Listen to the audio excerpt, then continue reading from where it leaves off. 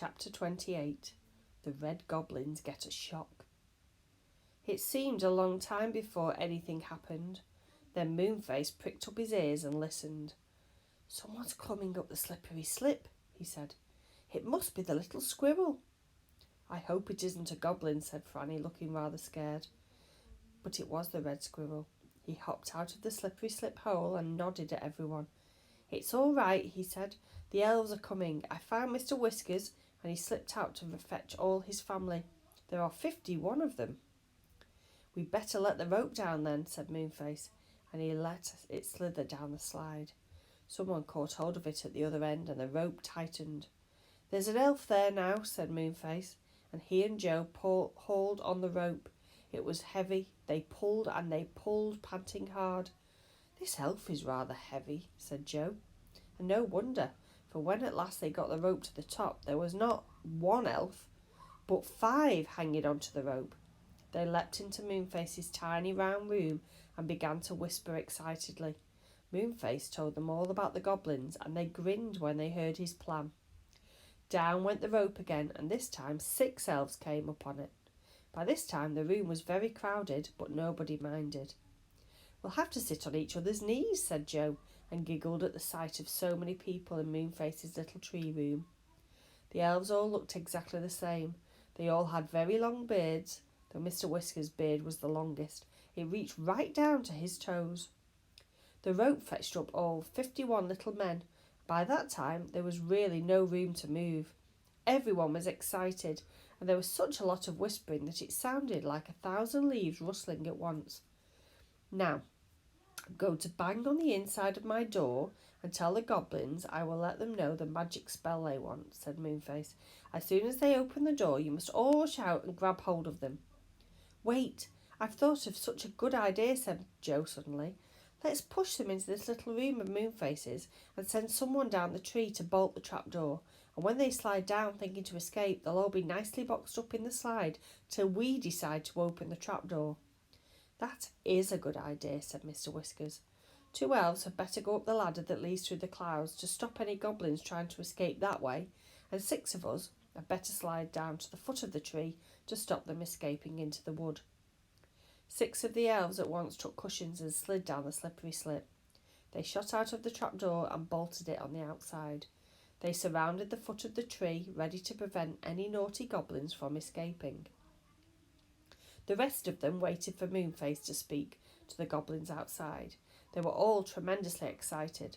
Moonface banged on the inside of his door. A goblin outside shouted to him, "Stop that noise!"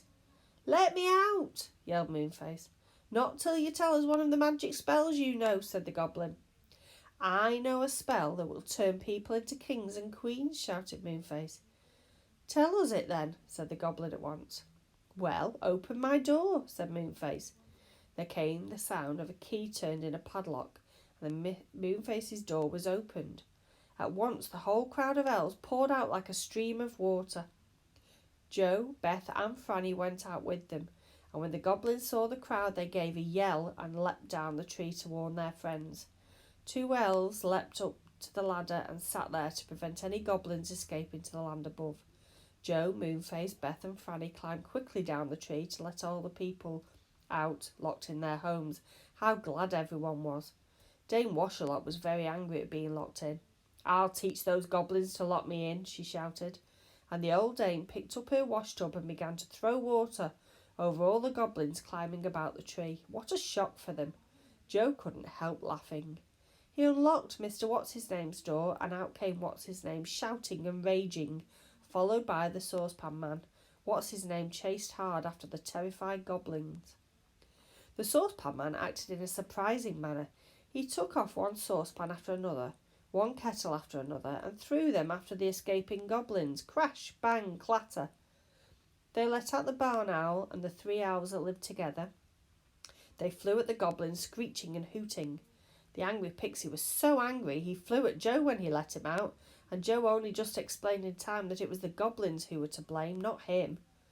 Beth let Silky out, but Silky was frightened by all the noise and shouting. Still, she managed to catch one goblin by throwing one of her curtains over him. Silky and Beth then took the goblin up the tree and pushed him into Moonface's room. When he found the slippery slip, he slid down it in delight, thinking he could escape. But, alas for him, he stopped at the bolted trapdoor, and there he stayed, unable to climb out or get out. Many other goblins were caught that way too. They tried to escape from the elves by running down the tree to the wood, but when they found 6 strong elves at the foot, they climbed up the tree again to escape into their own land at the top. And then, of course, they found the 2 elves on the ladder, who pushed them back down again. So into Moonface's house they went, pushed in by Joe, who took great delight in doing so. One by one they tried to escape by sliding down the slippery slip, and soon the slide was crowded with goblins, piled one on top of the other.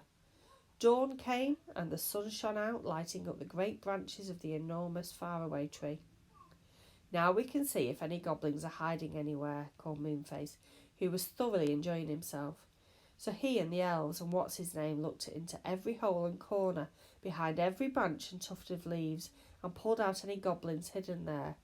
They were marched up to Moonface's room, and down the slippery slip they went.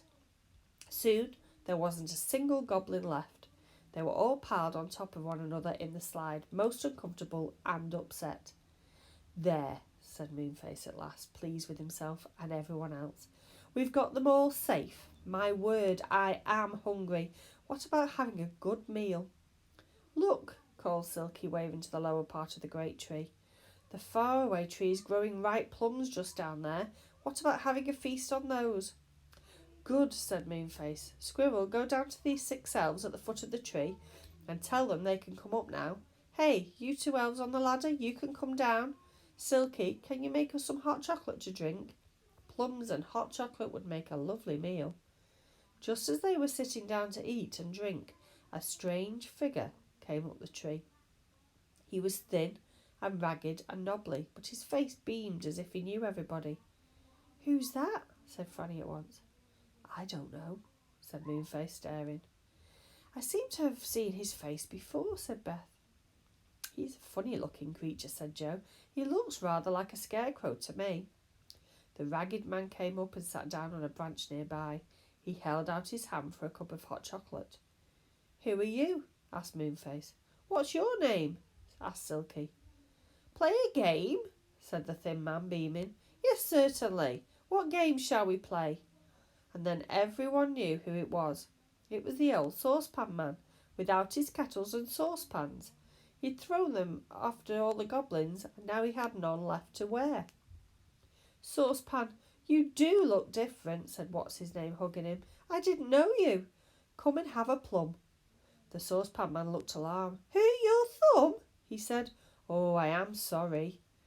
"No, I didn't say I'd hurt my thumb," said what's-his-name, roaring with laughter and clapping Saucepan on the back. "I said, have a plum, a plum, a plum." "Thanks," said Saucepan Man, and put 2 large plums in his mouth at once. "And now," said Moonface, when everyone had finished, "what about those goblins?"